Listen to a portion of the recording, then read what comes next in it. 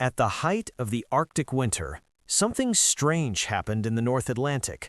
No missiles were launched, no shots were fired, yet Russia abruptly pulled back some of its most advanced nuclear submarines, assets designed to stay hidden at all costs. What caused that retreat wasn't firepower, it was information control, acoustic manipulation, and one of the quietest military coordination efforts ever executed near Greenland. Greenland isn't just ice and snow.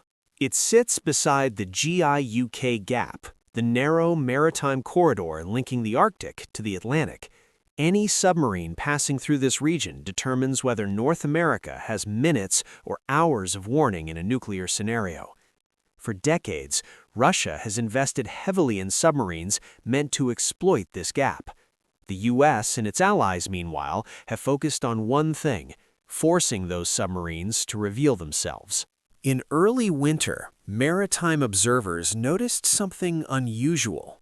Surface vessels in the region were behaving poorly. Radars were active, sonar pings were excessive, radio traffic was anything but discreet.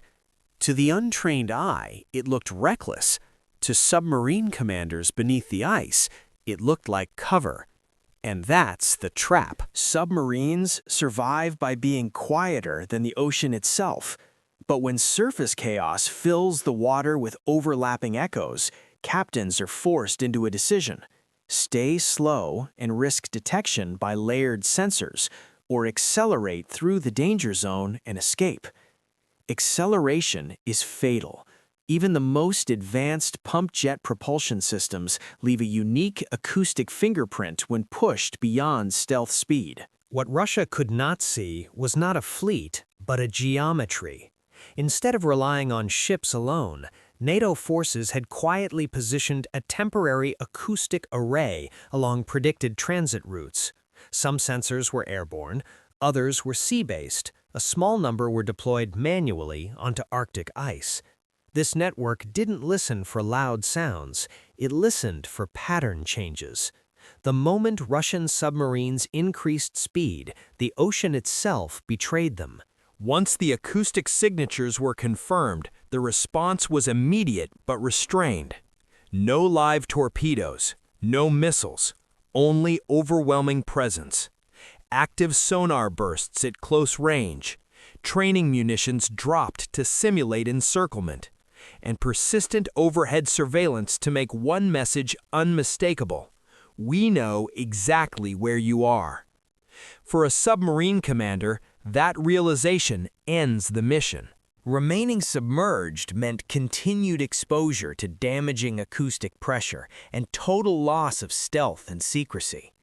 Launching weapons would have guaranteed escalation, so the only remaining choice was the most humiliating one: surface, be seen, end the operation.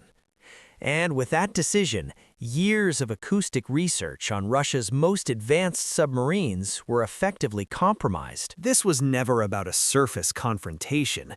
It wasn't about national pride or political theater. It was about mapping silence. From that moment forward, those submarines were no longer unknown variables. They were cataloged, understood, and trackable. No explosion could have achieved that result. So here's the real question. Did Russia simply retreat, or is it already redesigning its next generation of underwater warfare to escape what the Arctic has become? And is the Arctic now a frozen battlefield or a locked gate? Share your analysis below. If you value deep-dive military breakdowns without hype, subscribe. The next file goes even deeper.